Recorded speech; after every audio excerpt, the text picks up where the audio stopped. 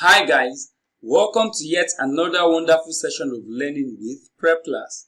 My name is Tutor Olalekon Israel, your Prepclass English tutor, and I am super excited to have you join me in today's session of learning.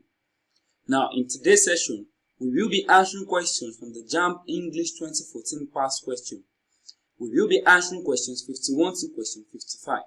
Remember, the purpose of this session is to help you prepare for your forthcoming Jamb examination. So, without wasting much time, take a moment to subscribe to this channel, turn on the post notification so you can be notified whenever we upload any new content.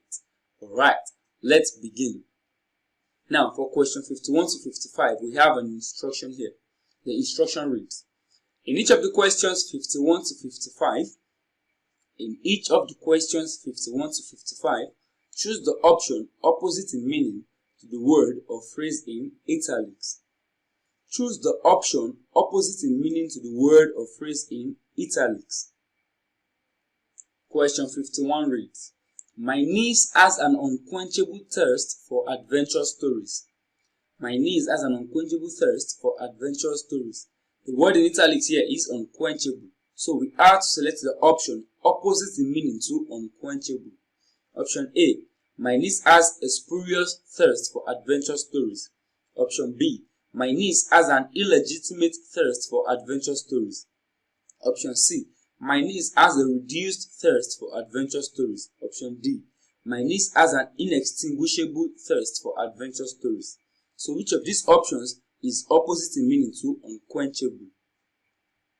Now, the word unquenchable is used for describing a feeling that is so strong that it cannot be satisfied. So, basically, my niece loves adventure stories a lot. My niece has an unquenchable thirst for adventure stories. Unquenchable is used for describing a feeling that is so strong that it cannot be satisfied. Now, it is not spurious. Spurious is used for describing something not being what it purports to be, something that is false or fake. It is not illegitimate. Illegitimate means to be illegal, to be illicit, to be criminal. The answer is option C, reduced. Reduced means to be made smaller or lesser, decreased or smaller. It is not inextinguishable. Inextinguishable means to be unable to be extinguished or quenched. This is synonymous with unquenchable. The answer is reduced. If you don't have an unquenchable thirst, you have a reduced thirst. It is not much. Unquenchable, it is very much. Reduced, it is not much, it is small. So the answer is option C. My niece has a reduced thirst for adventure stories. Right. Moving on, question 52. Remember, we have to select the option opposite in meaning to the word or phrase in italics. Question 52 reads, some of my neighbors have an antipathy to dogs. Some of my neighbors have an antipathy to dogs. The word in italics here is antipathy. So which of these options is opposite in meaning to antipathy? Option A, enmity towards. Option B, acronym for. Option C, affection for. Option D, alarm for. Now, the word antipathy refers to a deep-seated feeling of aversion. A deep-seated feeling of aversion, dislike or hostility. So some of my neighbors dislike dogs a lot. They hate dogs. They are hostile to dogs. Now, it is not enmity. Enmity refers to a feeling or condition of hostility, hatred, ill will, animosity, or antagonism. Now, this is synonymous with antipathy.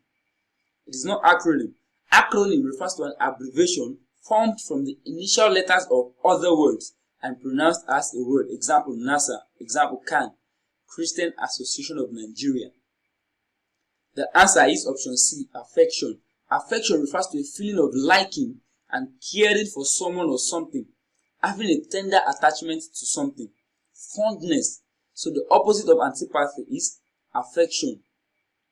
Antipathy shows dislike, talks about dislike and hostility. Affection talks about likeness and caring for something, fondness. It is not alarm.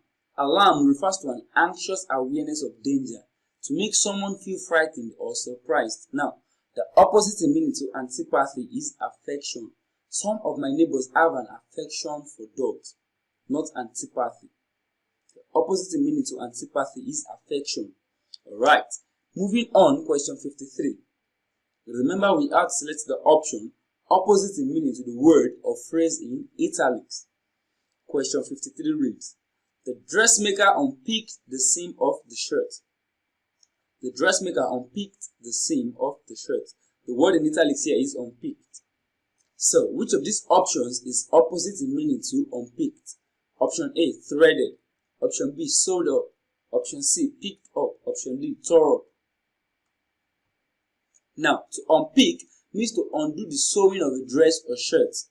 To undo the sewing of a dress or shirt. When you undo the sewing of a dress or shirt, you are unpicking the shirt. Threaded is the past tense form of thread, which as a verb means to pass a thread through the eye of a needle. The answer is not threaded. Threaded is the past tense form of thread, which as a verb means to pass a thread through the eye of a needle. The answer is sewed up. Sewed up is the past tense form of sew, to sew up, which means to sew, to repair a dress or shirt by sewing, to close or bring together the edges of with stitches. Now when you unpick, you undo the sewing, but when you are sewing up, you sew, you repair a dress or a shirt by sewing, to close or bring together the edges of with stitches. It is not picked up. Picked up is the past tense form of pick up, which means to take hold of and lift or move someone or something. It is not tore up. Tore up is the past tense form of tear up, which means to damage, to remove or to effect an opening in. The answer is sewed up. Unpick means to undo the sewing. Sew up means what? To sew a dress or a shirt. So the answer is option B. The opposite in meaning to unpicked here is sewed up. Alright, moving on, question 54. Remember we had to select the option opposite in meaning to the word or phrase in italics. Question 54 reads, the testimony of the witness was vague. The testimony of the witness was vague. The word in italics here is vague. So which option is opposite in meaning to vague? Option A, disturbing. Option B, ambiguous. Option C, true. Option D, clear. Now, to be vague means to be of uncertain, indefinite or unclear character or meaning. When we say something is vague, it is uncertain, it is indefinite, it is unclear, it is hazy, it is not clear. The testimony of the witness was vague. We could not pinpoint what the witness was trying to say. It was not clear, it was vague. It is not disturbing. Disturbing means causing anxiety and worry. It is not ambiguous. Ambiguous means open to more than one interpretation, not having one obvious meaning, not clear or decided. Now, ambiguous is synonymous with vague. It is not true. True means to be correct, accurate, in accordance with fact or reality. Now, the opposite meaning to vague is clear. If something is vague, it is unclear, it is uncertain, it is indefinite, it is hazy. But when something is clear, it is easy to be perceived, easy to understand or interpret. Not unclear, it is not unclear, it is clear. It is not vague, it is clear, it is definite, it is transparent, uncomplicated, straightforward. So when the witness gave his or her testimony, it was clear, she was clear, it was straightforward, it was easy to understand. It was not vague. When it is vague, it was unclear, it was hazy. We could not determine or we could not understand what the witness was saying. But when it is clear, it is easy to perceive and understand. So the opposite in meaning to vague is clear. Alright, moving on, question 55. Remember we had to select the option opposite in meaning to the word or phrase in italics. Question 55 reads, as a student, Issa tried communal living for a few years. As a student, Issa tried communal living for a few years. The word in italics here is communal. Option A, collective. Option B, general. Option C, shared. Option D, private. So which of these options is opposite in meaning to communal? Now, the word communal means to be shared, to be joint, common, general, collective, cooperative. So, as a student, Issa lived with others. He tried communal living. He lived with some people, with some friends. Now, it is not collective. Collective means to be general, shared, and common. This is synonymous with communal. It is not general. General means to be common, shared, and accepted or used by a large number. This is synonymous with communal. It is not the opposite. It is not shared. Shared means to be distributed between members of a group, used, occupied, or enjoyed jointly with another or others, possessed in common with another or others. This is also synonymous with communal. The answer is private. Private means to be belonging to or for the use of one particular person or group of people only. To be personal. So the opposite meaning to communal is private. He lived alone. He didn't live with other people. He didn't have a shared living. So the opposite meaning to communal is option D, private.